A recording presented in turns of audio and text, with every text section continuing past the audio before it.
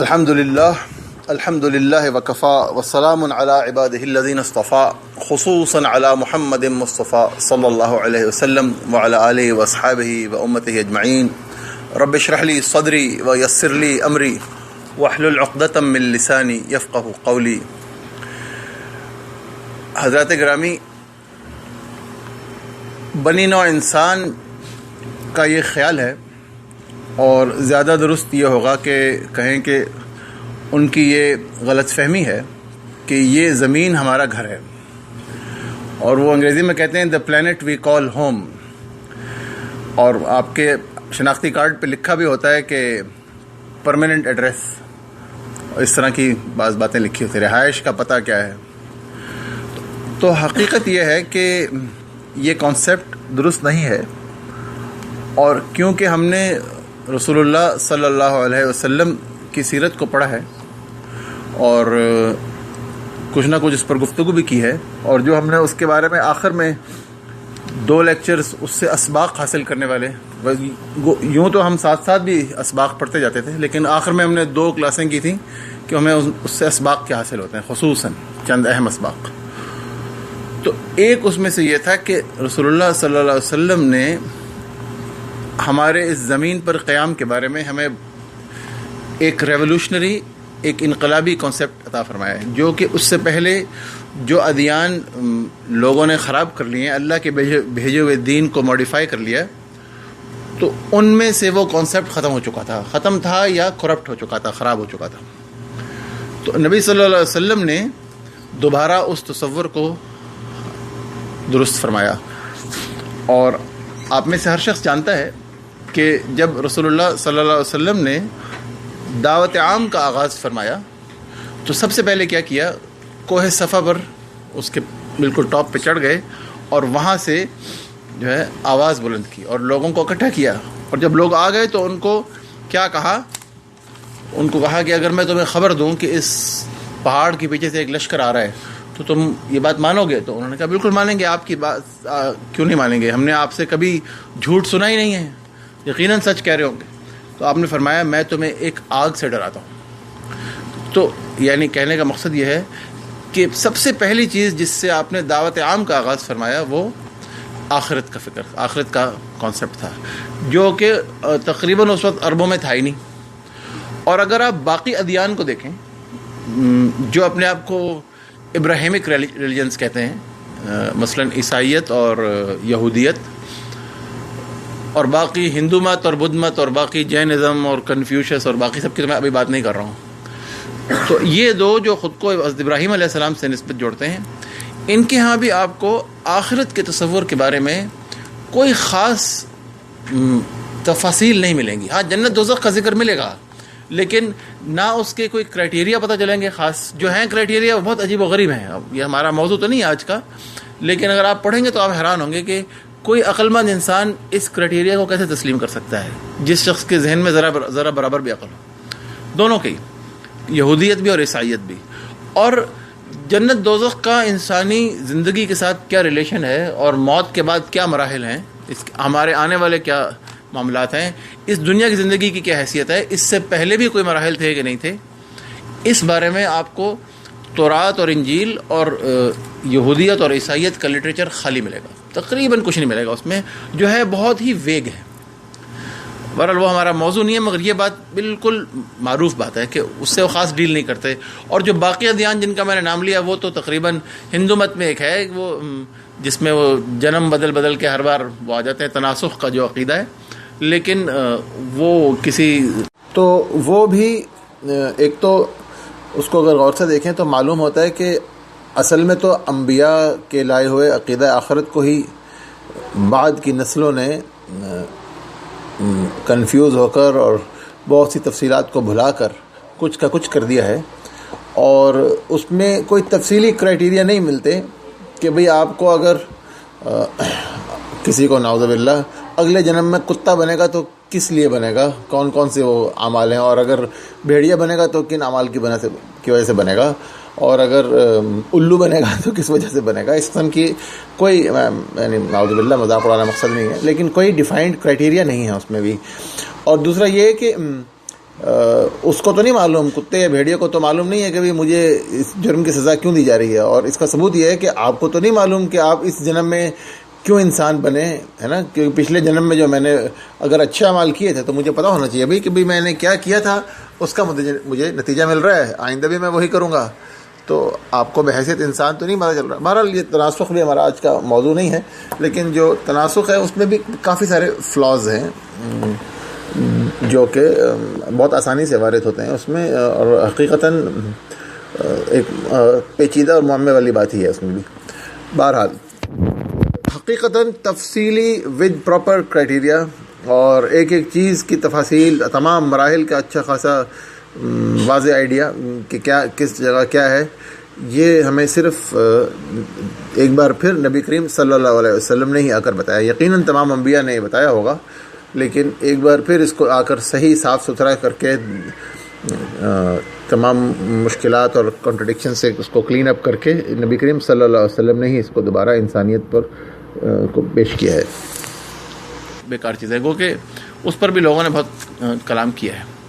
تو یہ واحد محمد رسول اللہ صلی اللہ علیہ وسلم کا دین ہے، اور جو کتاب آپ پر نازل ہوئی، جو خراب ہونے سے اللہ نے جس کو محفوظ رکھا، خاص بات یہ ہے، اور نبی کریم صلی اللہ علیہ وسلم کے فرامین بھی محفوظ حالت میں ہم تک پہنچے. تو ہمیں زندگی، یہ جو دنیا کی زندگی ہے، اس سے پہلے کے اور اس سے بعد کے جتنے مراحل ہیں ان سب کے بارے میں ٹھیک اور انتہائی تفصیل کے ساتھ نبی صلی اللہ علیہ وسلم نے اپنی کتاب سے اور اپنی احادیث سے خبر دی ہے، اور اس کو جاننا ضروری ہے، کیونکہ وہ ہماری لائف کو موڈیفائی کرنے کے لیے، ہماری لائف کو زندگی گزارنے کے لیے انتہائی ضروری ہے. یہ بات سمجھنا ضروری ہے. تو اس پہ تو بعد میں مزید بات کرتے ہیں، اور یہی ہمارا موضوع ہے آج کا بھی، اور اگلے یہ پورا سیریز ہوگا انشاءاللہ، میں بھی ذکر کروں گا اس کا. لیکن یہ سمجھ لیجئے کہ ہم اس زمین پر مستقل رہنے کے لیے نہیں آئے ہیں. یہ ہماری ایک طویل زندگی ہے، انسان کی ایک طویل زندگی ہے، جس کا ایک فیز، ایک سٹیج یہ دنیا کی زندگی ہے. ٹھیک ہے. اور بعض علماء نے کہا ہے کہ اس طرح ہے گویا کہ آپ ایک سفر میں ہیں اور ایک ٹرین میں سوار ہیں. ٹھیک ہے. اور ہر آن وہ ٹرین جو ہے وہ مختلف منزلوں سے گزرتی جا رہی ہے، اور آپ کے ہاتھ میں ایک ٹکٹ ہے، اور میں کئی سلپس ہیں، اور ہر منزل پر ایک سلپ جو ہے اس میں سے الگ کر دی جاتی ہے، اور اب نئے سلپ پہ سفر شروع ہو جاتا ہے. کچھ مراحل ہیں جو گزر چکے ہیں، اور کچھ مراحل ہیں جو آگے آنے والے ہیں. جو گزر چکے ہیں وہ غالباً ایک یا اس سے زائد ہیں، اس کے بارے میں ہم شیورلی نہیں کہہ سکتے، مگر کچھ ہیں ضرور. میں آپ کو ابھی ذکر کرتا ہوں. جو پہلے گزر چکے ہیں ان کی تعداد اور ترتیب تو ہمیں نہیں معلوم، لیکن اس کی طرف قرآن و حدیث میں واضح اشارے ملتے ہیں. ٹھیک ہے. قرآن میں آتا ہے، اور میں بغیر کسی ترتیب کے عرض کر رہا ہوں کیونکہ ترتیب تو میرے علم میں بھی نہیں ہے، لیکن قرآن کریم میں واضح طور پہ آتا ہے کہ اللہ پاک نے فرمایا، سورہ بقرہ کی آیت نمبر 30 ہے، وَإِذْ قَالَ رَبُّكَ لِلْمَلَائِكَةِ إِنِّي جَاعِلٌ فِي الْأَرْضِ خَلِيفَةً، اور جب کہا تیرے رب نے فرشتوں سے کہ میں زمین میں ایک خلیفہ بنانے والا ہوں. ٹھیک ہے.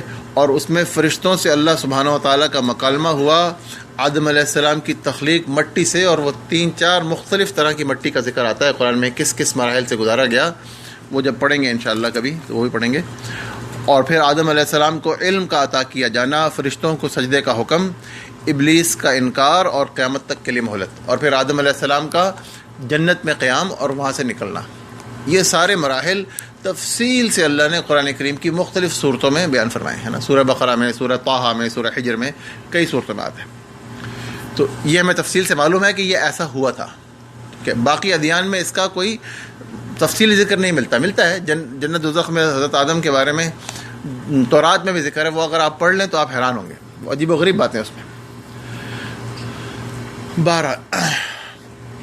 پھر ایک اور مرحلے کا اللہ نے قرآن کریم کی سورہ اعراف آیت 172 میں ذکر فرمایا کہ وَإِذْ أَخَذَ رَبُّكَ مِن بَنِي آدَمَ مِن ظُهُورِهِمْ ذُرِّيَّتَهُمْ، اور یاد کرو جب تمہارے رب نے بنی آدم کی پشتوں میں سے نکالی ان کی ذریت، ان کی اولادوں کو، وَأَشْهَدَهُمْ عَلَىٰ أَنفُسِهِمْ، اور انہیں انہی کے اوپر گواہ بنایا، انہیں ان پر گواہ بنایا، الست بربکم، کہ کیا میں تمہارا رب نہیں ہوں؟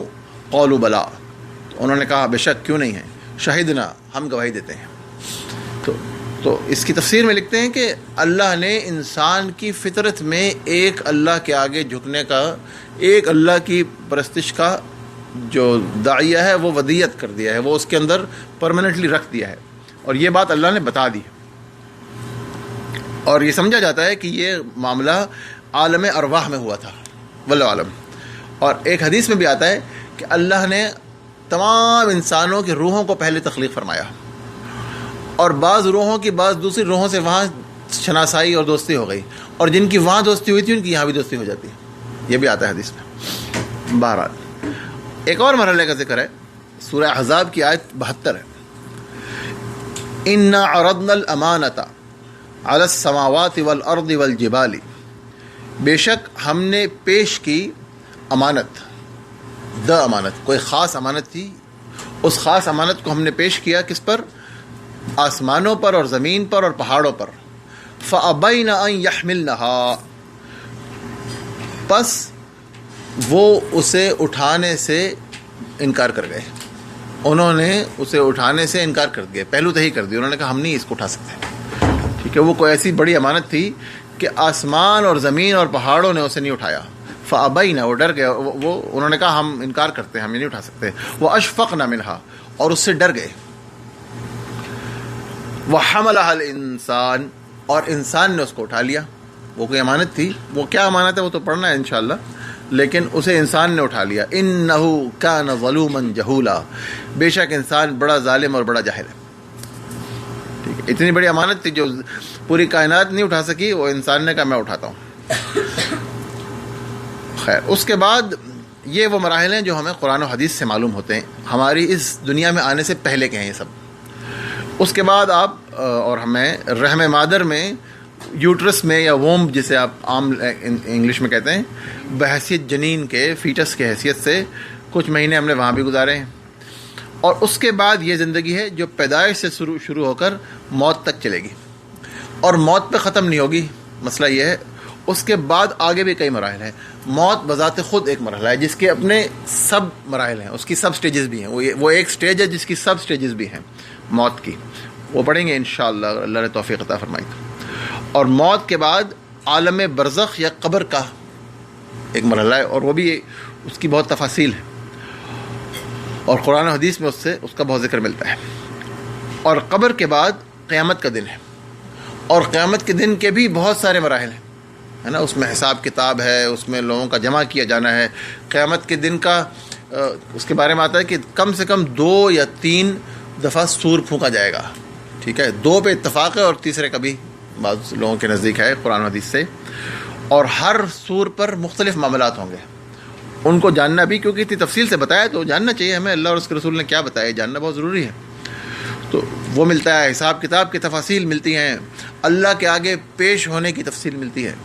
اور قیامت کا دن اتنا اہم ہے کہ اللہ نے قرآن کریم میں 30 سے زیادہ ناموں سے اس دن کو مخاطب کیا ہے، ٹھیک ہے، کہیں اس کو کہا ہے یوم الدین بالکل شروع میں، جس دن جزا سزا ہوگی، کہیں کہا ہے یوم التغابن، جس دن فیصلہ ہوگا کہ ہار جیت کس کی ہوئی ہے، جو ہار جیت کا اصل دن کون سا ہے؟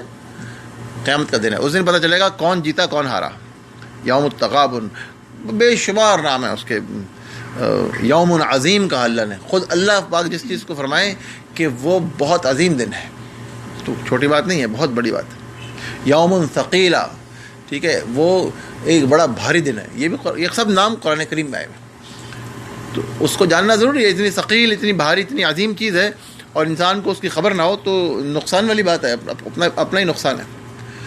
اس کے بعد پھر جنت دوزخ کے مراحل ہیں، اور اس کی بھی بہت زیادہ تفصیل ملتی ہے، کچھ کی طرف تو میں آج اشارہ کروں گا کیونکہ آج ہمارا موضوع نہیں ہے، انشاءاللہ آج تھوڑا سا اس کا سنیں گے، لیکن ان میں سے ہر مرحلہ اس چیز کا محتاج ہے کہ اس پر تفصیلی کلاس کم سے کم 1 یا زیادہ کی جائے۔ اور کیونکہ قیامت کا دن انتہائی اہم ترین اور فیصلہ کن دن ہے، پروگنوسس کے اعتبار سے، رزلٹ اور نتیجے کے اعتبار سے، اور جس دن نتیجے اناؤنس ہوں گے تو اس کا آنا اور اس کا قریب ہونا اور اس کا زمانہ سر پہ آ جانا، اس کو بھی خود نبی کریم صلی اللہ علیہ وسلم نے بہت تفصیل سے ایڈریس فرمایا ہے، اور قرآن کریم میں بھی اشارے ملتے ہیں، اور اس کو کہتے ہیں علامات قیامت یا علامات آخر الزمان۔ نبی صلی اللہ علیہ وسلم کا ایک سیریز آف احادیث ہے جس میں آپ فرماتے ہیں لا تقوم الساعۃ حتی، قیامت قائم نہیں ہوگی جب تک کہ یہ واقعات نہ ہو جائیں، یا یکون فی آخر الزمان، آخر الزمانے میں یہ ہوگا، اس طرح ہوتا ہے۔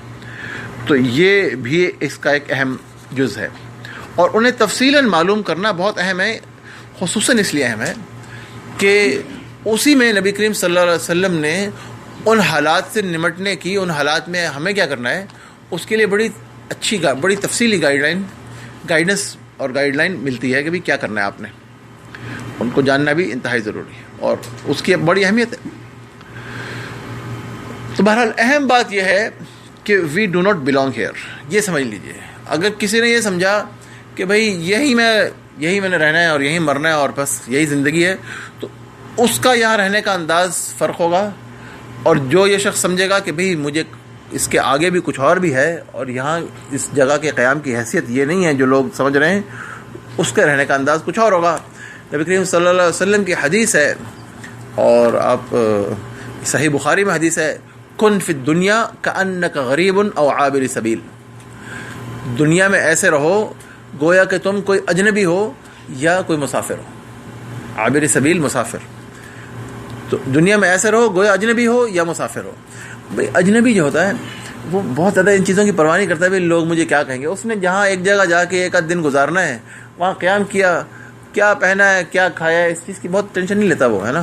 لوگ کیا کہیں گے، عزت بیزتی، اس کو کوئی جانتا ہی نہیں ہے، ان چیزوں کی پرواہ نہیں کرتا، وہ اپنا کام کرتا ہے جس کام کے لیے وہ ایک دوسرے شہر میں آیا ہے، اور پھر وہاں سے نکل جاتا ہے اگلے دن، ایک دن 2 دن کے بعد۔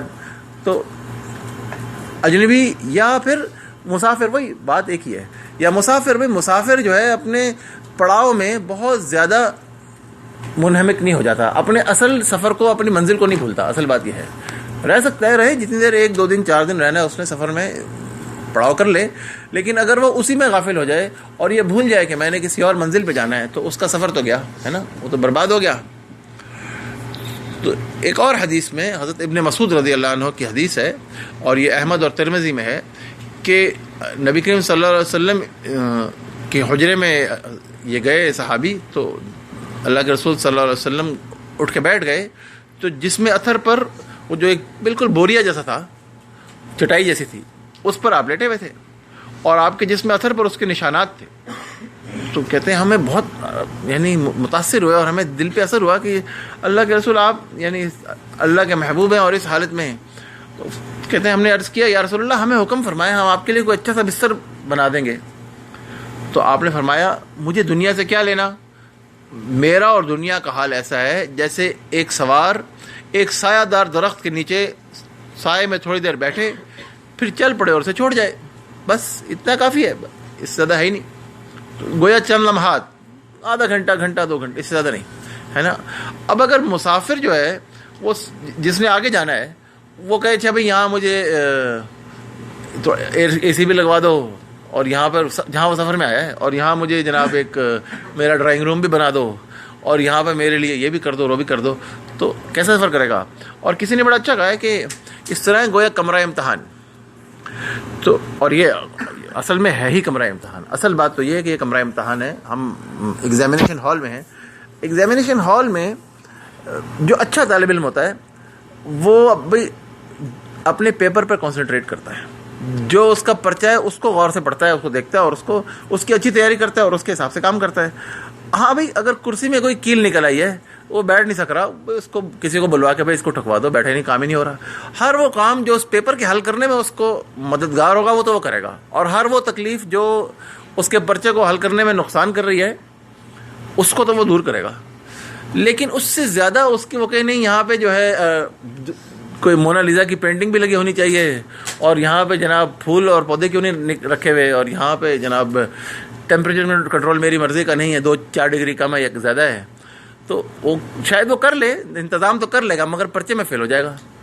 ٹھیک ہے، تو ایک حد تک میں ڈائریکٹ کسی چیز کو حرام حلال نہیں کہہ رہا ہوں، نعوذ باللہ، میں صرف مثال کے طور بات کر رہا ہوں کہ اتنا آرام اور اتنی آسائش تو ٹھیک ہے جتنا کہ وہ اس کو پرچہ حل کرنے میں مدد دے، اور جو اس کے پرچے کے ٹائم میں حائل ہو جائے اور اس کا نقصان کر دے وہ اس کے لیے برا ہے۔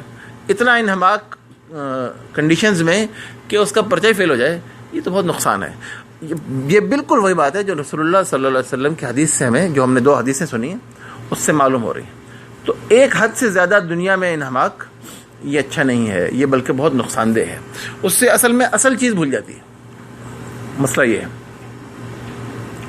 اچھا، تو یہ اس لیے بھی ہم اس ٹاپک کو پڑھنا چاہ رہے ہیں تاکہ حقیقت ہمارے سامنے رہے. ایک بڑا اچھا سوال کسی نے کیا کہ آپ نے دیکھا ہوگا بہت سے لوگ اللہ کو مانتے ہیں، بہت سے لوگ اللہ کو نہیں مانتے، اللہ کی ذات کے منکر ہوتے ہیں. بہت سے لوگ رسول اللہ صلی اللہ علیہ وسلم کو، اسلام کو نہیں مانتے، منکر ہوتے ہیں.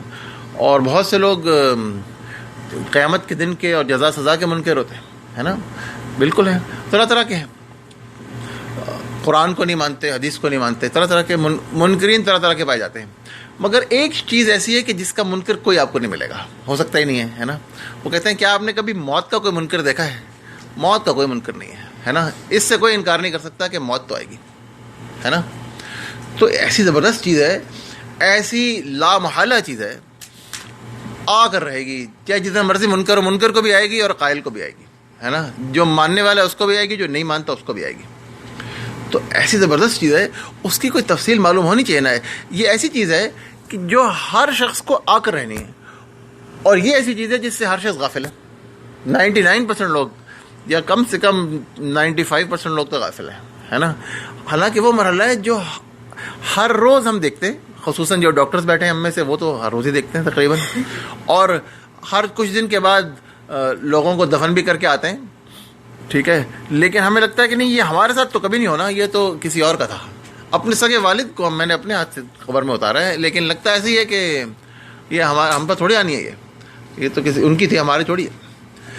تو لیکن ایسا نہیں ہے بھائی. یہ خاموشی سے، ریلنٹلیسلی جسے کہتے ہیں نا، وہ آئے جا رہی ہے، چپ کے آئے جا رہی ہے، ٹھیک ہے؟ جس دن چاہے گی وہ پوری آ جائے گی.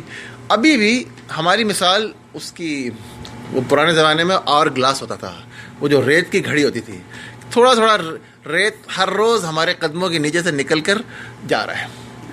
ون فائن ڈے اس کا آخری ذرہ گرے گا اور اشارہ ہوگا چل بھائی، ٹھیک ہے؟ اس کو کوئی شخص جھٹلا نہیں سکتا، ٹھیک ہے؟ وہ کہتے ہیں کہ آپ کے شناختی کارڈ پہ لکھا ہوتا ہے بھائی فلاں بن فلاں، تاریخ پیدائش فلاں، وقت، جگہ فلاں، جائے پیدائش فلاں لکھا ہوتا ہے نا. ایک جگہ ایک رجسٹر ہے، اس میں یہ لکھا ہے کہ جی فلاں بن فلاں، یہ سب تو لکھا ہی ہے. پھر آگے لکھا ہے بھی اچھا موت کی تاریخ یہ ہے اور موت کی جگہ یہ بھی لکھا ہے کہ نہیں؟ ہم میں سے ہر شخص کے نام کے آگے ایک رجسٹر ہے جہاں یہ لکھا ہوا ہے، کوئی شک کے بغیر. اور یہ کب لکھا گیا تھا؟ زمین و آسمان کی تخلیق سے 50,000 سال پہلے، جب لوح محفوظ اللہ پاک نے قلم کو تخلیق فرمایا اور کہا تقدیر لکھ دو، یہ سب اس وقت لکھا گیا ہے، ٹھیک ہے؟ کہیں نہ کہیں لکھا ہے. ایک دن وہ آئے گا، کہے گا چل بھائی آپ کا چلنے کا ٹائم آ گیا، یہاں سے نکلیں، اب آپ نے نیکسٹ مرحلے میں جانا ہے. پرابلم اس کہ جو نیکسٹ مرحلہ ہے وہ ہماری یہاں کے جو لائف ہے اس سے ڈٹرمن ہوتا ہے. اگلے مرحلے میں جو ہونا ہے وہ ہمارے یہاں کی کارگزاری پہ اس کا بڑا انحصار ہے، اس لیے اس کو جاننا ضروری ہے. تو ہم وقت کو روک نہیں سکتے، ہمیں مسلسل اپنے اختتام کی طرف جانا ہی ہے. لہٰذا اس کی تیاری، اس کو جاننا اور جاننے کے لیے اور جاننے کے بعد اس کی تیاری کرنا یہ ضروری ہے. اور اس کی نیت کرنا بھی ضروری ہے، کیونکہ یہ ہمارے دین کا حصہ ہے. ہمارے دین کا یہ حصہ ہے کہ ان تؤمن بالیوم الآخر، جو ہمارا ایمان ہے، ٹھیک ہے؟ تو ہمارا ایمان کس کس چیزوں پر ہے؟ ایمان لاتے ہیں ہم اللہ پر اور اس کے فرشتوں پر اور اس کی کتابوں پر اور اس کے رسولوں پر اور یوم الآخر پر اور تقدیر پر، قدر خیر و شر من اللہ تعالی. ایسے ہی ہے نا؟ والبعث بعد الموت، جو آخرت ہے. تو ہم اس وقت کیا کر رہے ہیں؟ بعث بعد الموت کو ہی ڈسکس کر رہے ہیں، جو موت کے بعد، موت اور اس کے بعد اٹھایا جانا، اس پورے سیکوینس کو ہم نے سیکھنا ہے، کیونکہ ہمارے ایمان کا حصہ ہے. اور ہمیں پتہ تو ہو گئی کہ یہ کیا ہے کیا. اور یہ حدیث جبریل علیہ السلام ہے کہ جبریل نے آ کے پوچھا تو اللہ کے رسول صلی اللہ علیہ وسلم نے بتایا. انہوں نے پوچھا ایمان کیا ہے، تو اللہ کے رسول نے یہ 6 سٹیپس، ان کو یہ 6 سٹیپس بتائے کہ بھئی یہ چیزیں ہونی چاہیے. یہ بخاری مسلم دونوں میں متفق علیہ حدیث ہے. ایمان کے 6 جو پلرز ہیں ان میں سے ایک آخرت ہے. اور بعض لوگوں نے کہا یہ قول ہے، اور حقیقتاً قول غلط نہیں ہے، کہ جو اسلام کا عقیدہ ہے اس میں کیونکہ سب سے اوپر توحید ہے اور پھر رسالت ہے، اور رسالت کو پڑھنے کے لیے ہم نے سیرت النبی پڑھی تھی صلی اللہ علیہ وسلم. لیکن جو اہم ترین عقیدہ ہے نا وہ آخرت کا عقیدہ ہے. کیوں؟ کیونکہ انسان جو ہے وہ رزلٹ اورینٹڈ ہے. اگر کوئی آخرت نہ ہوتی اور رسول بھی ہوتے اور اللہ بھی ایک ہی ہے اور ایسا ہی ہوتا اور ہمیں پتہ بھی چل جاتا اور رسول بھی آتے اور سب کچھ ہوتا، لیکن آخرت نہ ہوتی، مر کے سب برابر ہو جاتے، تو پھر کون بیوقوف ہے جو ان کے پیچھے چلتا؟ کون صحیح غلط کی پرواہ کرتا ہے نا؟ اگر صحیح کاموں کا انجام اچھا اور برے کاموں کا انجام برا نہ ہوتا تو پھر ہر شخص اپنی بدماشی کرتا اور کوئی مسئلہ نہیں ہے. تو عملی اعتبار سے اہم ترین عقیدہ کون سا ہے؟ آخرت کا عقیدہ ہے کہ نہیں بھائی مزے نہیں ہیں، ایک جنت اور ایک دوزخ ہے، اور اس کے حساب سے فیصلہ ہوگا جو کچھ تم نے یہاں کیا ہے. تو عملاً جو اہم ترین عقیدہ ہے ہمارے ایمان کا وہ کیا ہے؟ وہ آخرت ہے. اگر یہ نہ ہوتا تو پھر رزلٹس کوئی نہیں تھے. دس از ویری امپورٹنٹ. اسی اعتبار سے عمل سے اس کا ڈائریکٹ تعلق ہے، یہ ہمارے عمل پر ڈائریکٹلی اثر کرتا ہے. آج آپ دیکھیے کہ مسلمان ہوگا جھوٹ بول رہا ہوگا، بلکہ سب سے بڑھ کے بول رہا ہوگا، ہے نا. خیانت کرنے میں بھی ہم کسی سے پیچھے نہیں ہیں، بد اخلاق ہیں، تمیز میں بھی کوئی بدتمیزی بھی خوب کرتے ہیں، چوریاں کرتے ہیں، شراب پیتے ہیں، زنا کرتے ہیں، سارے الٹے کام کرتے ہیں نا. یہ سارے کام مسلمان بھی تقریباً ویسے ہی کر رہے ہیں، ان میں سے اکثر کام جیسے کفار کرتے ہیں، بلکہ بعض کام ان سے زیادہ کرتے ہیں. ٹھیک ہے. تو یہ وجہ ہے کہ آخرت کا عقیدہ ہمارے دلوں میں صحیح طرح نہیں ہے. یہ تو پتہ چل گیا کہ مسلمان ہیں تو بخشے جائیں گے، اتنا آئیڈیا ہو گیا ہے، حالانکہ یہ پورا آئیڈیا نہیں ہے. اس وجہ سے ذرا بعض چیزوں پہ تو ضرورت سے زیادہ شیئر ہو گئے ہیں. ٹھیک ہے. اس کی تفاصیل کیا ہے اور کون بخشا جائے گا اور کون نہیں بخشا جائے گا اور کیا چیزیں مسلمان کے زمرے سے نکال دیتی ہیں، آخرت میں کیا کیا ہوگا وہ پتہ چل جائے تو انسان گناہ کے پاس نہ پھٹکے. کم سے اگر وہ تازہ رہے دل میں تو بالکل اور بات ہو، اور پتہ چل جائے کے علاوہ پتہ تو ہے سنا ہوا تو ہے، لیکن اس کی یاد دہانی نہیں ہوتی، تازہ نہیں ہوتی، بار بار سنتے نہیں ہیں، ایمان پر محنت نہیں ہوتی. تو آخر کیوں ایسا کرتے ہیں؟ اس کا جواب کیا ہے؟ اس کا جواب ہے صحیح بخاری میں ام المومنین سیدہ عائشہ صدیقہ رضی اللہ عنہا جواب دیتی ہیں، اور انہوں نے فرد کے لیے اور معاشرے کے لیے پورا ایک پروگرام اس میں ایک چھوٹے سے جواب میں دے دیا ہے. اگر ہم اس کو اپلائی کر لیں، کاش کہ اپلائی کر لیں، تو ہماری پوری زندگیاں فرد کی بھی اور ہمارے پورے معاشرے کی بدل جائے. ایک دفعہ پھر امت مسلمہ پوری دنیا پہ نہ صرف غالب آ جائے، پوری دنیا میں عدل و انصاف اور بھلائی اور نیکی، جہاں جہاں اللہ کے بندے غالب ہوں گے، جہاں جہاں اللہ کا دین ہوگا واقعی، وہاں دنیا میں جنت کا نمونہ دیکھ لے گی، جیسا کہ اس نے آج سے 1500 سال پہلے دیکھا تھا خلافت راشدہ نبی صلی اللہ علیہ وسلم کے دور میں اور خلافت راشدہ کے دور میں. لیکن وہ کیا ہے؟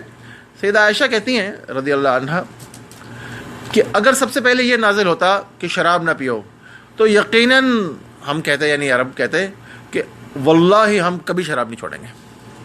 اگر سب سے پہلے یہ آیتیں نازل ہوتی ہیں نبی صلی اللہ علیہ وسلم پر تو ہم وہ یہی کہتے، اور اگر یہ نازل ہوتا سب سے پہلے کہ زنا نہ کرو تو وہ کہتے واللہ ہم کبھی زنا نہیں چھوڑیں گے. ان کے پاس زنا کے بہت سے طریقے تھے، جیسا کہ آج بھی ہیں، ان کے پاس بھی تھے، ان کے نام ملتے ہیں، پوری تفاصیل ملتی ہیں تاریخ میں، تو وہ کہتے ہیں واللہ ہم کبھی نہیں چھوڑیں گے. لیکن سب سے پہلے حقیقتاً تو وہ صورتیں نازل ہوئیں جنہیں مفصل کہا جاتا ہے، جن میں جنت اور جہنم کا ہی ذکر ہے. سب سے پہلے اللہ نے وہ آیتیں نازل فرمائیں جس میں جنت جہنم کا ذکر ہے، حتیٰ کہ جب دل اسلام سے جڑ گئے، جب دل میں یہ کانسیپٹ راسخ ہو گئے تو پھر حلال و حرام نازل ہوئے، خصوصاً مدینہ جا کر. حضرت عائشہ فرماتی ہیں کہ جنت دوزخ کی آیتیں تب نازل ہوئی جب میں کھیل رہی تھی، اور جب میرا گھر بن گیا، میرا گھر بس گیا، یعنی جب میں ابھی کنواری تھی اور شادی شدہ نہیں تھی تو جنت دوزخ کی آیتیں جب مکہ میں تھی. مدینہ پہنچ کے تو رخصتی ہو گئی کہتی ہیں. تو فرماتی ہیں کہ جب میری رخصتی ہوئی تو پھر شریعت نازل ہوئی، ٹھیک ہے، مدینہ جا کر. تو مکہ میں تو فرماتی ہیں کہ ایسی صورتیں نازل ہوتی تھیں جیسے ہے کہ بل الساعۃ موعدہم والساعۃ ادھیٰ وامر، کہ بلکہ ان کی ملاقات کی جگہ کون سی ہے انسانوں کی، اصلی ان کا موعد، اپوائنٹمنٹ کون سی ہے. موعد آج ہمارے اسپتالوں میں کہتے ہیں نا اپوائنٹمنٹ چاہیے تو کہتے ہیں موعد لے لو. تو اپوائنٹمنٹ کہاں ہے؟ اس گھڑی کو اپوائنٹمنٹ ہے، اس کی گھڑی وہ والی ہے، قیامت کی گھڑی. والساعۃ ادھیٰ وامر، وہ بڑی دشوار اور بڑی تلخ گھڑی ہے، آسان نہیں ہے، وہ بہت مشکل ٹائم ہے، اس کو جاننا چاہیے۔ جب آخرت کا تصور دلوں میں راسخ ہو گیا تو پھر شریعت پر عمل کرنا آسان ہو گیا۔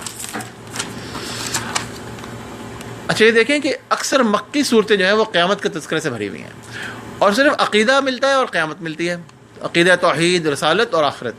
قوانین بہت کم ہیں، بہت کم ہیں، حتیٰ کہ 5 نمازیں تک جو ہیں وہ 10 سال کے بعد جا کے فرض ہوئی ہیں۔ ایسے ہی ہے نا، پہلے 10 سال 5 نمازیں تک فرض نہیں، صبح شام بس نماز پڑھنی ہوتی تھی، اور زکوٰۃ اور سود کی حرمت اور شراب کی حرمت اور جہاد کے مسائل اور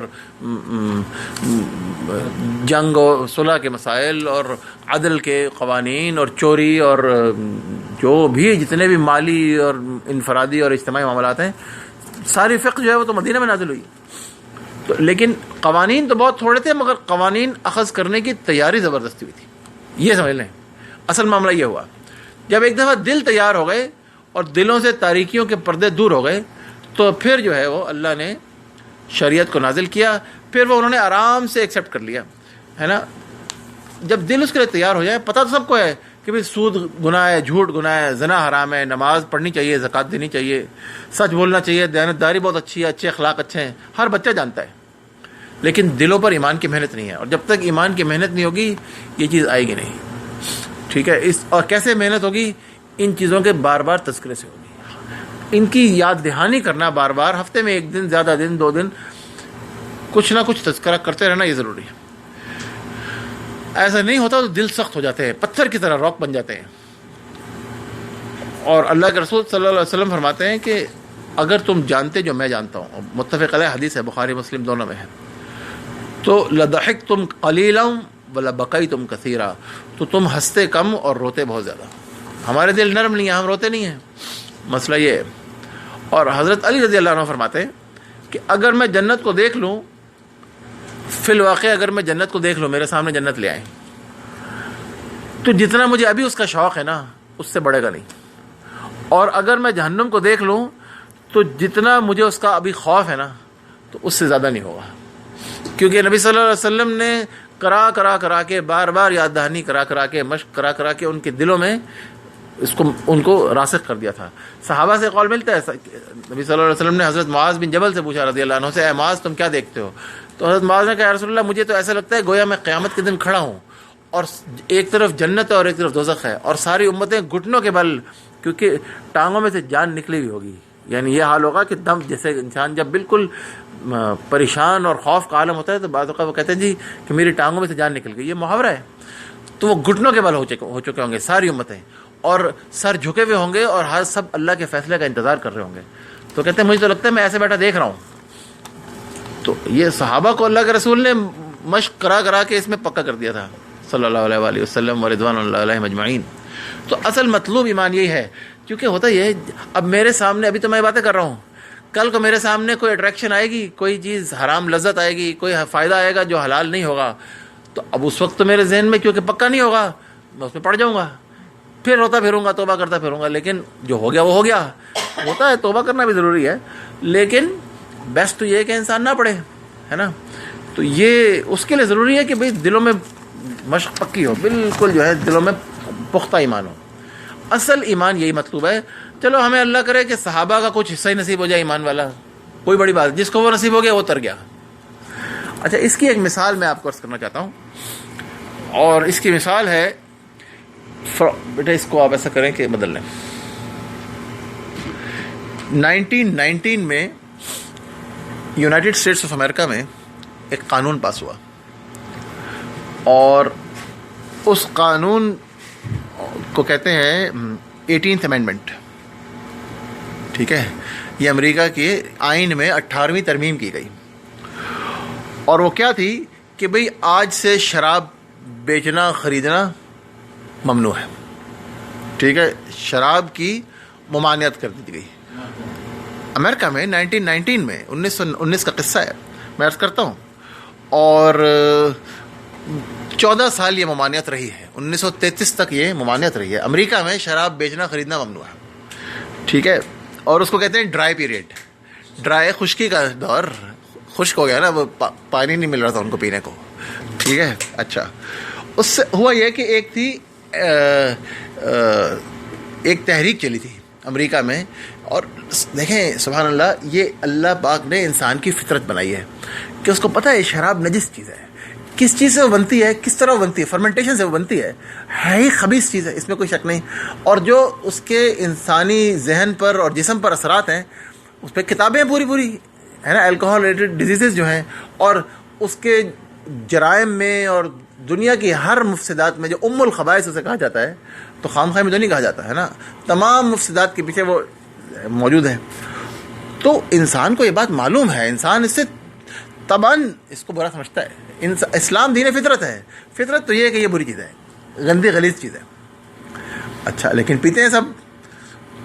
تو انہوں نے یہ ایک موومنٹ چلی اور انہوں نے سال ہا سال اس پر کام کیا، لوگوں کے ذہن بنائے، سینیٹرز اور کانگریس مین کو لابینگ کی، اور بے شمار لٹریچر چھاپا. اندازہ کیا جاتا ہے کہ تقریباً 9 ارب صفحات کا صرف لٹریچر چھپا ہے، اس میں 9 بلین پیجز. اتنا انہوں نے کئی سال ہا سال، خدا جانے کتنے دسیوں سال انہوں نے اس کو مہم چلائی. اور سینماز میں پہ موویز اس کے خلاف بنائی گئیں، تقاریر کی گئیں، سیمینارز، کانفرنسز بے شمار. وہ کہتے ہیں کہ آج کے لحاظ سے تقریباً $800 ملین اس پہ خرچ آئے، $2.25 بلین آج کے اس میں، اگر اس کو کنورٹ کیا جائے تو تقریباً $2.25 ارب، 1 ارب ہی لگا لیں تقریباً، اس پر اتنا خرچہ آیا اس ساری مہم پر. اور بالآخر کانگریس میں 18ویں ترمیم منظور ہوئی، اور 46 اسٹیٹس نے اس کو اپروو کیا. امریکہ میں کتنی ریاستیں ہیں؟ 50. اس وقت تو شاید 49 تھیں، ابھی مجھے نہیں معلوم کہ باقی پوری آئی تھی کہ نہیں، یہ ہوائی آیا تھا کہ نہیں بھی. بہرحال چلو 50 ہی لگا لیں. 50 میں سے 46 ریاستوں نے اس کی توثیق کی، اپروو ہو گیا. لوور ہاؤس آف ریپرزینٹیٹیوز نے اس کو اپروو کر دیا، اور سینٹ سے بھی پاس ہو گیا. ٹھیک ہے. اور اس کا پھر ایکٹ ایک کانگریس میں آیا، اس کا نام ہے، اسے کہتے ہیں والسٹیڈ ایکٹ. ٹھیک ہے، یہ اس کا ایکٹ پاس ہو گیا. قوم کا ذہن ہموار کیا گیا.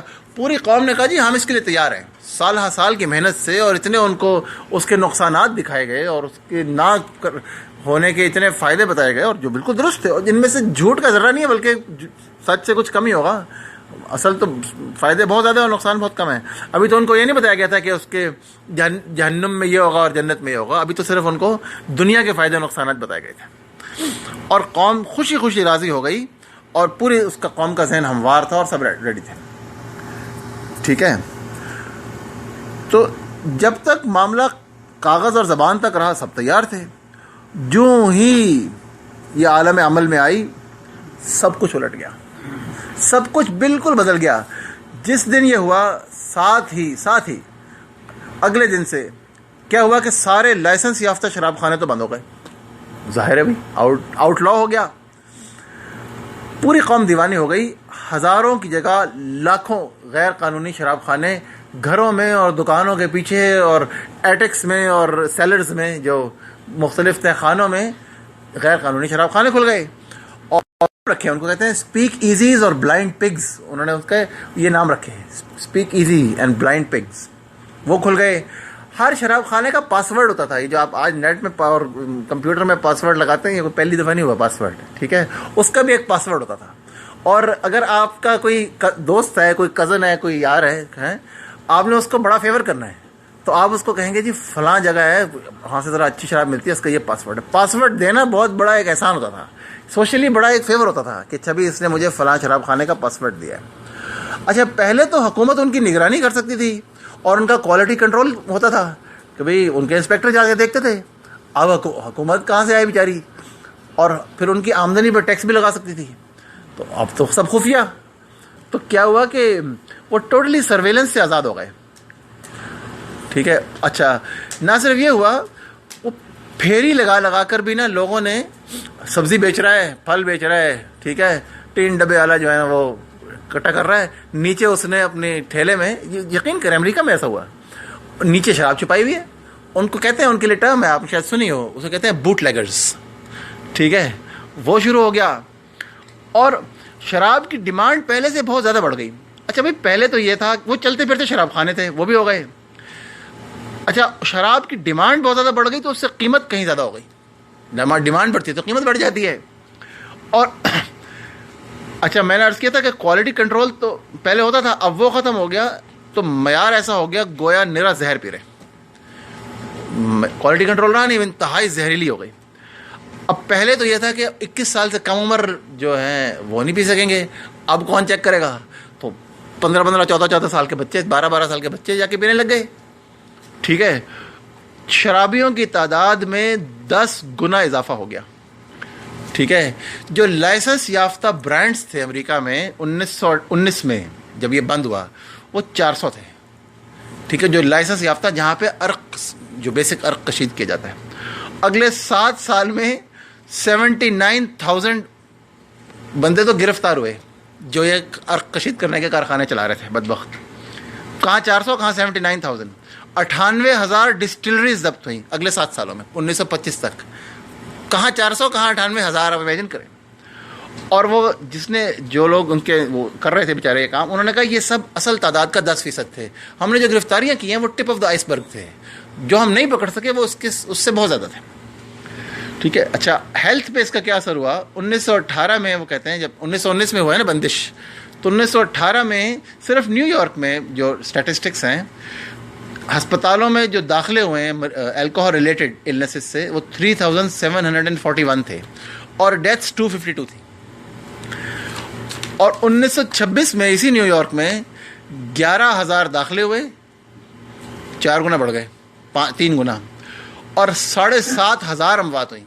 وہ شراب اتنی بری تھی کہ ڈیتھس جو ہیں وہ 20 گنا سے بھی زیادہ بڑھ گئیں, مور دین 20 ٹائمز بڑھ گئیں. داخلے تو کم ہوئے, لیکن داخلے تو زیادہ ہی ہوئے, 3 گنا زیادہ ہوئے, لیکن اموات 20 گنا بڑھ گئیں. پورے امریکہ میں 5 لاکھ سے زیادہ گرفتاریاں ہوئیں الکوہول ریلیٹڈ, تقریباً 5,34,000. $200 ملین کے جرمانے کیے گئے, 200 افراد مارے گئے ان چھاپوں میں, اور تقریباً 450 ملین کے املاک ضبط ہوئیں. جرائم میں 200 سے 350% اضافہ ہوا ہے اس دوران جب الکوہول بند ہے, کہتے ہیں ڈرائی پیریڈ. اور ہر سال کہتے ہیں کہ 20 کروڑ گیلن شراب پی گئی. نہ صرف کئی گنا اضافہ ہوا بلکہ لاقانونیت اور جرائم اور بیماریاں اور اموات اور صحت عامہ کے مسائل یہ سب قابو سے باہر ہو گئے. کروڑوں کا خرچہ کیا گیا, کئی دہائیوں کی مہمات تھیں, جدید ترین ذرائع استعمال کیے گئے. اس سب کے باوجود 14 سال بعد 1933 میں اس ترمیم کو واپس لینا پڑا. 14 ایئرز انہوں نے بیچاروں نے کوشش کی. اور وہ لکھتے ہیں جنہوں نے, جہاں سے میں نے یہ اخذ کیا ہے, کہ دنیا کی سب سے زیادہ ترقی یافتہ اور متمدن اور تعلیم یافتہ قوم.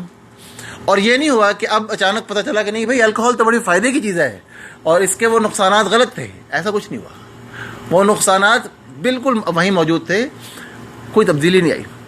حتیٰ کہ وہ اب پھر شراب اس طرح ہی پیتے ہیں جیسے پہلے پیتے تھے.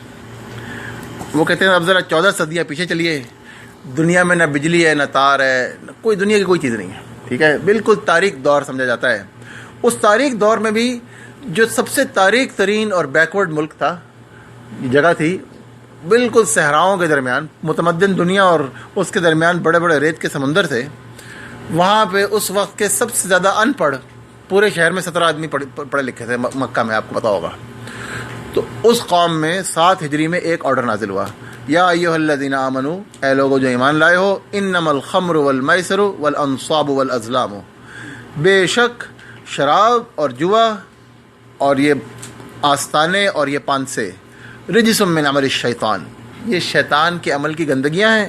فاجتنبوہ لعلکم تفلحون, ان سے اجتناب کرو شاید کہ تم کامیاب ہو جاؤ. سورہ مائدہ آیت نمبر 90. حضرت انس بن مالک نوجوان تھے اس وقت, میرا خیال ہے کوئی 17-18 سال عمر ہوگی رفلی ان کی. وہ کہتے ہیں کہ صحابہ کی ایک محفل تھی, شراب پی رہے تھے, شراب حلال تھی, میں پلا رہا تھا, میں ساقی تھا, نوجوان تھے وہ پلا رہے تھے. کہتے ہیں کہ اچانک آرڈر آیا کہ بھئی یہ آیت نہ, کسی نے آ کے تلاوت کی, بھی یہ آرڈر آ گیا ہے, خاموش. منہ سے لگے ہوئے گلاس ہٹا دیے, ایک شخص کے منہ میں شراب تھی, اس نے اس کو باہر تھوک دیا. ٹھیک ہے, مٹکے توڑ دیے، گلاسوں کو پاش پاش کر دیا، ساری کی ساری جو برتن تھے جن میں شرابیں تھیں ان کو توڑ دیا. حکم ہوا ان برتنوں کو بھی توڑ دو. نبی صلی اللہ علیہ وسلم کا آرڈر آیا کہ جن برتنوں میں شراب بنائی جاتی ہے اس کو توڑ دیا جائے. گلیوں میں شراب بہا دی جائے، ٹھیک ہے، نہ بیچی جائے گی، نہ خریدی جائے گی، نہ پی جائے گی. اور وہ کہتے ہیں کہ مدتوں جو ہے مدینہ کی گلیوں سے الکوہل کی اسمیل آتی تھی، کیونکہ وہ کچی گلیاں تھیں ظاہر ہے، اور ان میں وہ شراب بہائی گئی تو بہت دن اس میں سے بو آتی رہی اس کی. ٹھیک ہے، اشاریہ 0.001% بھی کسی کو سزا نہیں ملی. سزا ملی ہے بہت کم، بہت ہی شاذ و نادر. اور سزا کیا تھی؟ نبی صلی اللہ علیہ وسلم کے دور میں جوتوں سے اور اس کو چادروں کو لپیٹ کر اس سے ان کا مارا جاتا تھا. ٹھیک ہے، کہ 40 کی تعداد پوری ہو جائے. اور اس کے بعد بھی خلافت راشدہ میں بھی ملی ہے، بالکل شاذ و نادر، بہت کم. اور آج 1,500 سال کے بعد جب کہ اسلام کا اثر دنیا میں بہت ضعیف ہو چکا ہے اور مسلمان دین پہ چلتے بھی کہاں ہیں، پھر بھی مسلم معاشروں میں شراب نوشی کفر کے معاشروں کی نسبت 10% بھی نہیں ہے. یہ تو سچ ہے، پی جاتی ہے مگر بہت کم. فرق کیا تھا؟ فرق ایمان تھا. آرڈر آ گیا ہے، پتہ ہے بھائی یہ اللہ کا آرڈر ہے. یہ بات دلوں میں راسخ تھی. جب دل میں راسخ ہو جائے تو پھر قانون پہ ایسے عمل ہوتا ہے نا.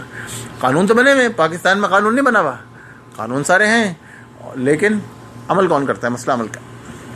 تو لہٰذا اور بھی صحابہ میں اور ہم میں بہت زیادہ فرق ہیں، وہ ہم انشاءاللہ اللہ توفیق دے گا تو پڑھیں گے. لیکن یہ جو آنے والے ہمارے مستقبل کے کچھ دور ہیں، دیکھیں کہتے ہیں کہ انسان میں اور جانور میں فرق کیا ہے. انسان مستقبل کی پیش بندی کرتا ہے نا، مستقبل کی تیاری کرتا ہے، یہ اس کا مین فرق ہے. یہ عقل مند میں اور بے عقل میں یہ فرق ہے. اچھا طالب علم ہوتا ہے وہ اپنا آج کا کھیل کود اور تفریح چھوڑ دیتا ہے، بھائی میرا امتحان ہے پرسوں، ایسے ہی ہے نا. جو برا طالب علم ہوتا ہے، جو بیچارہ نہیں ذمہ دار ہوتا، وہ کھیل کود کرتا ہے اور امتحان میں فیل ہو جاتا ہے.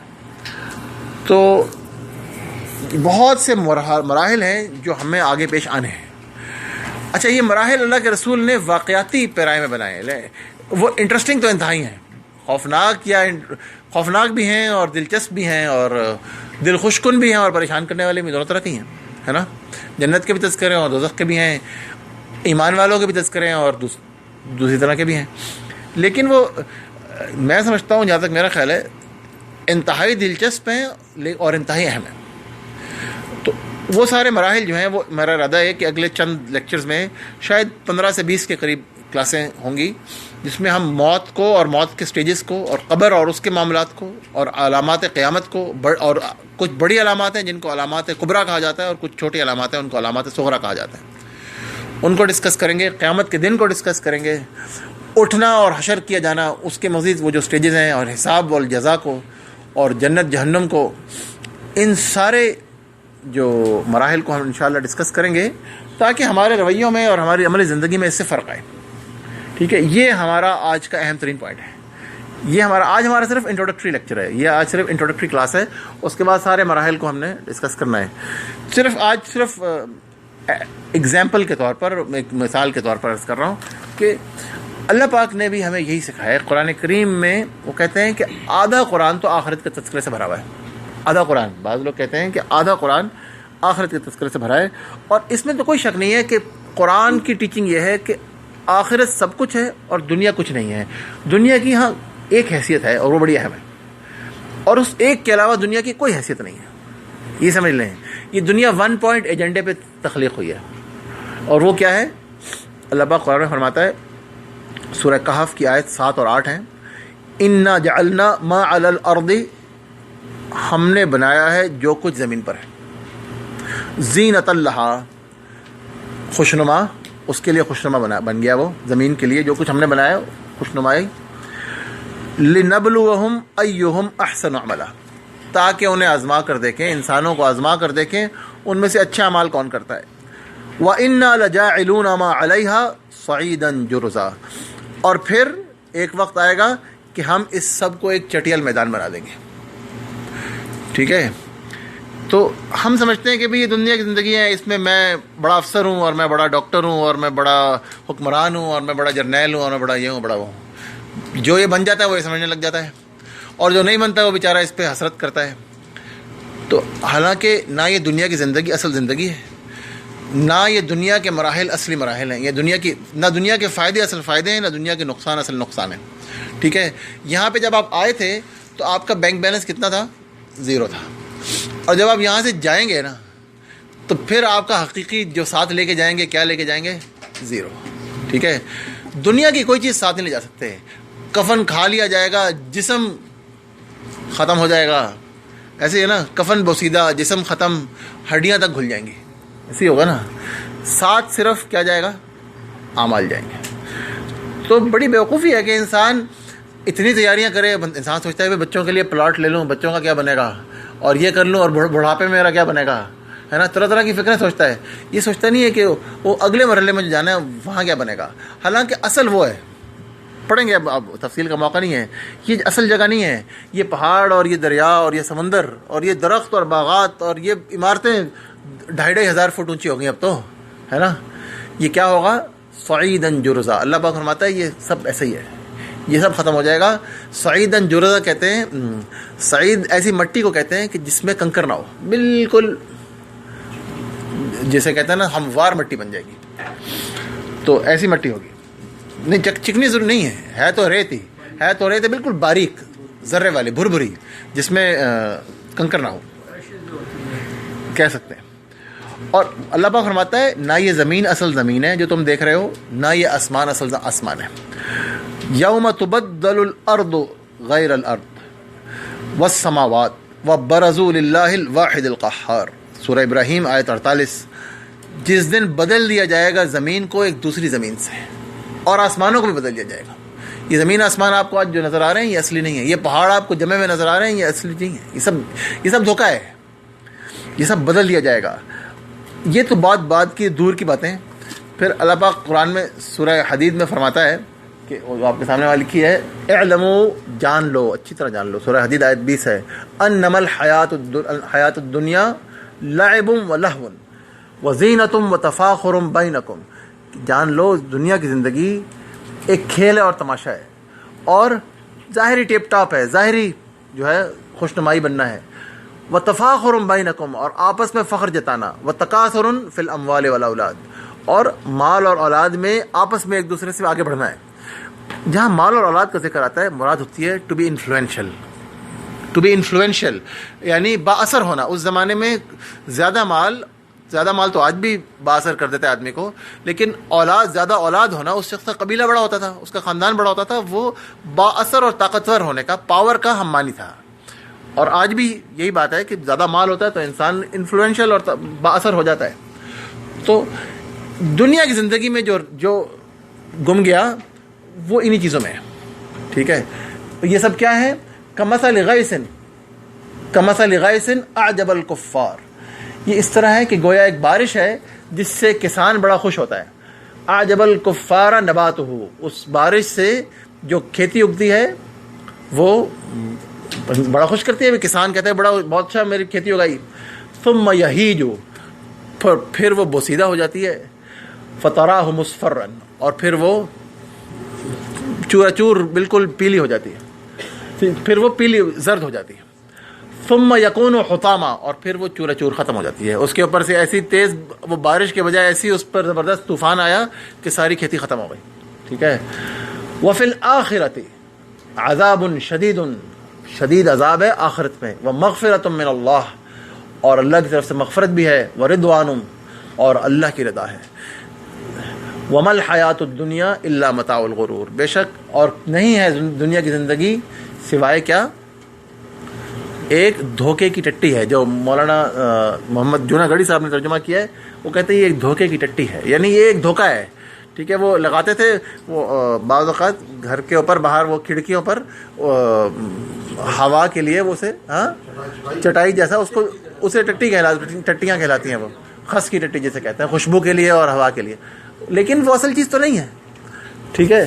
تو متاع کہتے ہیں اس چیز کو. یہ اللہ پاک یہاں یہ بتا رہا ہے کہ اصل چیز وہ دنیا نہیں ہے، اصل چیز آخرت ہے. جو فائدہ بھی ہے وہ آخرت کا اصلی فائدہ ہے، اور جو نقصان ہے وہ آخرت کا نقصان اصلی نقصان ہے. متاع اس چیز کو کہتے ہیں جسے تھوڑی دیر استعمال کر کے پھینک دیا جائے، تھوڑی دیر فائدہ اٹھائیں اور پھر چھوڑ دیں، اسے کہتے ہیں متاع. تو دنیا کی زندگی ایک تو متاع ہے، اوپر سے دھوکے کی متاع ہے، یہ اصلی نہیں ہے. ٹھیک ہے. جسے ٹیشو پیپر کہہ سکتے ہیں آپ، اور ڈسپوزیبل ہے، بلا شبہ بالکل صحیح لفظ ہے. اس کی بعض لوگوں نے تو بڑی خراب اوریجن بتائی ہے، وہ میں ذکر نہیں کرنا چاہ رہا اس کا، لیکن اگر وہ صحیح نہیں بھی ہے تو اس پر تو کوئی شک نہیں ہے کہ جس چیز کو استعمال کر کے پھینک دیا جائے ڈسپوزیبل ہے. بہت اچھا لفظ آپ نے استعمال فرمایا. میں آپ کو اس کی 2-4 مثالیں دینا چاہتا ہوں. میں آپ سے عرض کر رہا تھا، نہ یہ زمین اصل زمین ہے، نہ آسمان اصل آسمان ہے، نہ آپ کی جو شکل مبارک ہے ہم سب کی، نہ یہ آپ کی اصل شکل ہے. ٹھیک ہے. جنتی عورت کے بارے میں حدیث میں آتا ہے کہ جنتی عورت اگر زمین کی طرف جھانک لے تو مشرق اور مغرب کو روشن کر دے اور خوشبو سے بھر دے، اور صرف اس کی ایک اوڑھنی جو ہے جو وہ سر پہ رکھے گی، وہ دنیا و ما فیہا سے بہتر ہے. ابھی ہمارا آج کا موضوع نہیں ہے، ابھی جب جنت پڑھیں گے تو پتہ چلے گا، آنکھیں کھلیں گی، لیکن میں صرف 2-3 ایگزامپل دے رہا ہوں. صحیح بخاری کی حدیث ہے اور ترمذی کی حدیث میں جنتی مرد کے بارے میں یہ الفاظ آئے ہیں. صرف خواتین نہیں، مرد بھی ایسے ہوں گے. آج دنیا میں لوگ حسینوں پہ مرتے ہیں، جنت میں یہ حسن بدصورتی سمجھا جائے گا. جو جنتی کا حسن ہوگا اس کو آج آپ دیکھنے کی تاب نہیں رکھتے، آپ مر جائیں گے اگر اس کو دیکھ لیں. اللہ پاک، یہ بات سچ ہے، اللہ پاک اس دن ہمیں اور آپ کو، اللہ پاک وہاں ہمیں لے جائے جنت میں، اس حسن کو دیکھنے کی طاقت عطا فرمائے گا. وہ آج انسان میں وہ ہے ہی نہیں، نہ مرد نہ عورت. ٹھیک ہے. یہ صحیح بخاری کی حدیث ہے بھائی. ٹھیک ہے. تو وہاں جو ہے اس حسن کو لوگ کہیں گے یار بدصورت تھے کتنے ہیں، اور ہر گزرتے وقت کے ساتھ ان کا حسن بڑھتا جائے گا. دنیا میں تو تھوڑے دن کے بعد بڑھاپا آ جاتا ہے، بھائی اب ہم پہ تو آ گیا، تو آنا شروع ہو گیا ہے نا. تو وہ حسین و جمیل نہیں رہتا آدمی، ہے نا. وہ کہتے ہیں جی کھنڈر بتا رہے ہیں عمارت حسین تھی، وہ کھنڈر رہ جاتا ہے. تو لیکن ایسا ہی ہوتا ہے. تو وہاں ہر جمعے کے جمعے وہ شاپنگ کرنے جائیں گے بازاروں کا، وہ پر تفصیل ہے. تو اور وہ جب جائیں گے تو واپس آئیں گے تو وہ شاپنگ میں بھی اپنی شکل کوئی جو پسند آئی تبدیل کر سکیں گے، اور پھر ایسی ہوا چلے گی کہ ان کی صورتیں اور اچھی ہوتی جائیں گی، ہر گزرتے وقت کے ساتھ اور اچھے ہوتے جائیں گے. صحیح مسلم کی حدیث ہے. جب چاہیں گے اور خوبصورت یا ڈفرینٹ شکل اختیار کر لیں گے. یہ ترمذی کی روایت ہے.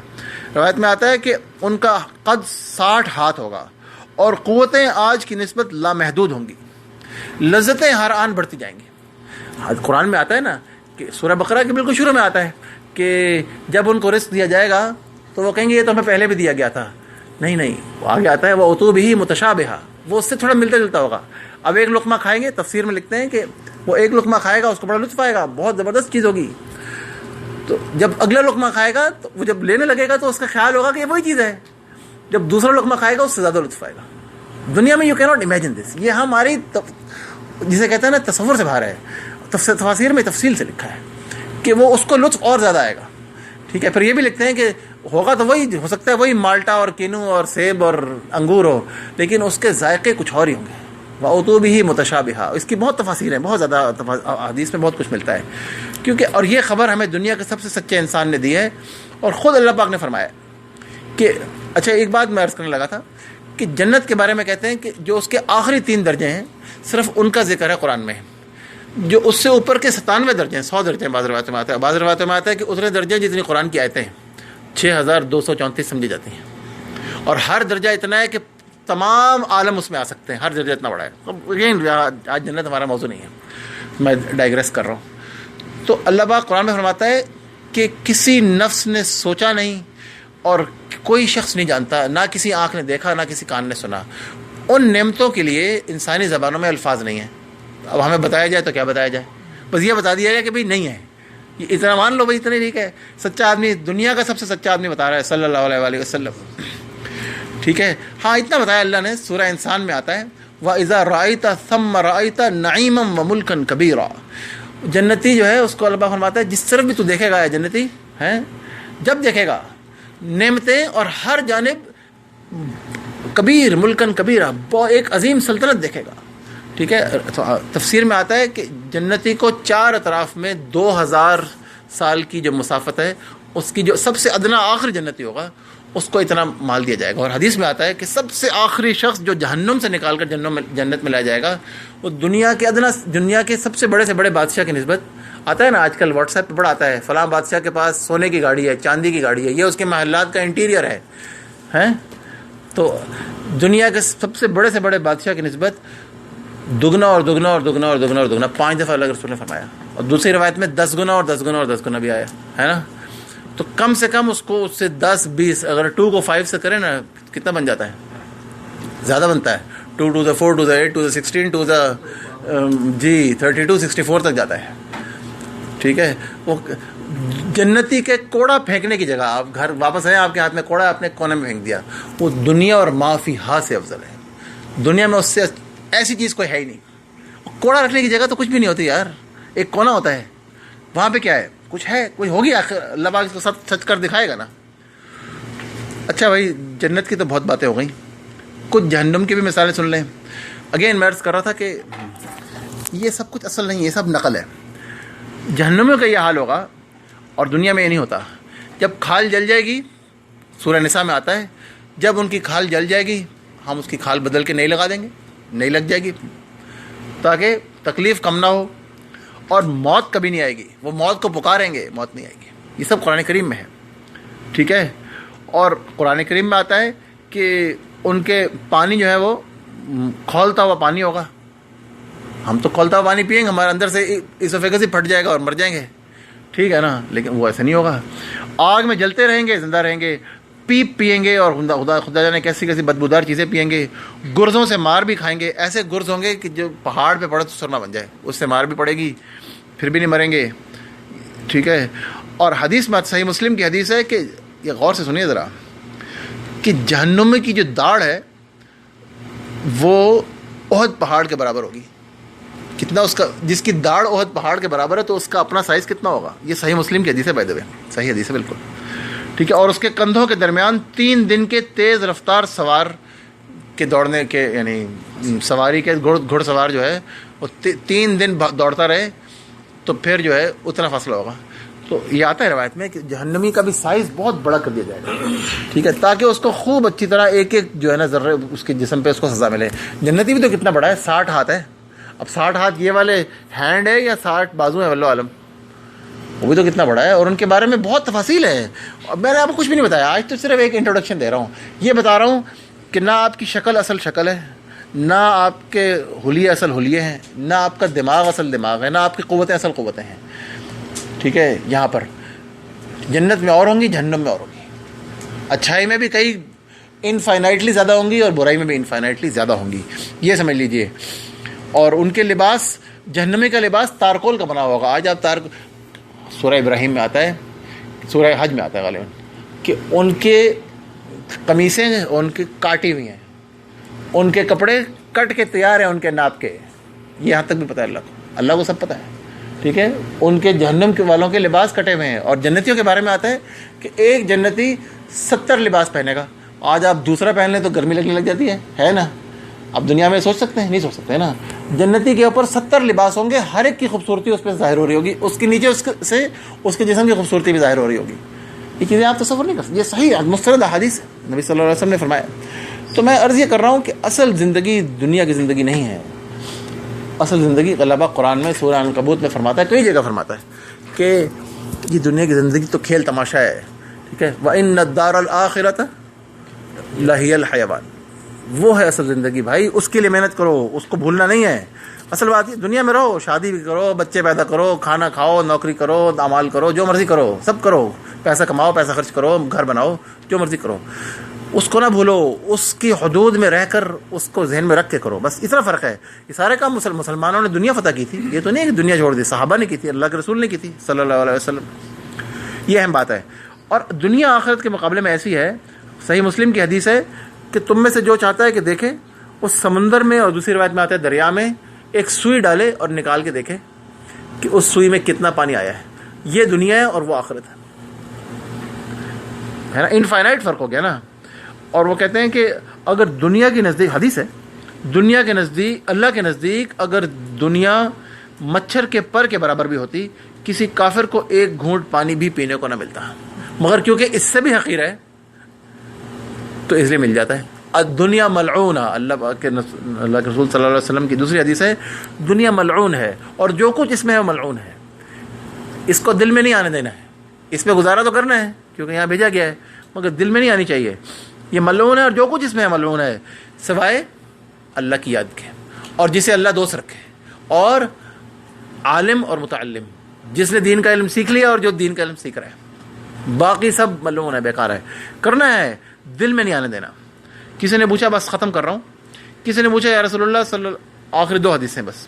کسی نے پوچھا یا رسول اللہ صلی اللہ علیہ وسلم سب سے سمجھدار کون ہے؟ فرمایا سب سے سمجھدار انسانوں میں سب سے سمجھدار وہ ہے جو ان میں سب سے زیادہ موت کو یاد کرنے والا اور سب سے زیادہ موت کی تیاری کرنے والا ہے.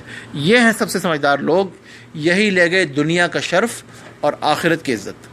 طبرانی کی روایت ہے. اور صحیح مسلم کی حدیث پہ ختم کرتے ہیں.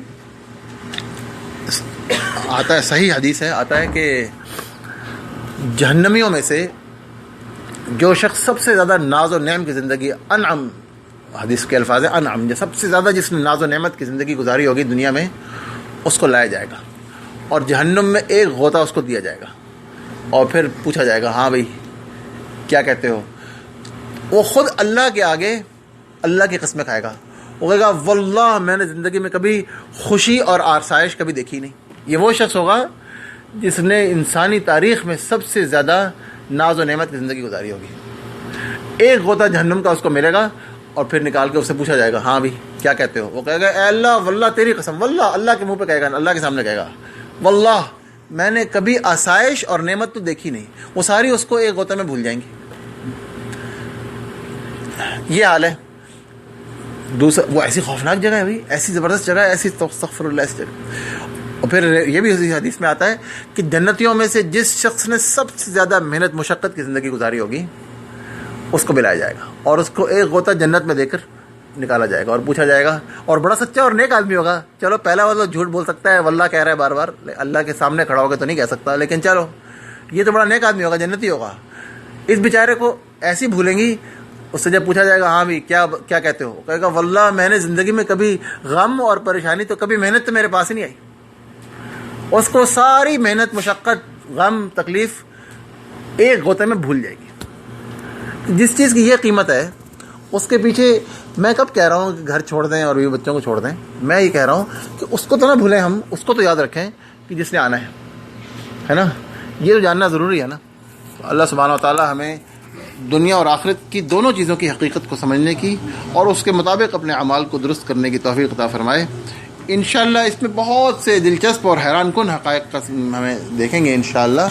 اللہ پاک ہمیں توفیق عطا فرمائے اور اس کو قبول فرمائے اور بہترین کرنے کی توفیق عطا فرمائے. آمین. سبحان ربک رب العزۃ عما یصفون والسلام علی المرسلین والحمد للہ رب العالمین.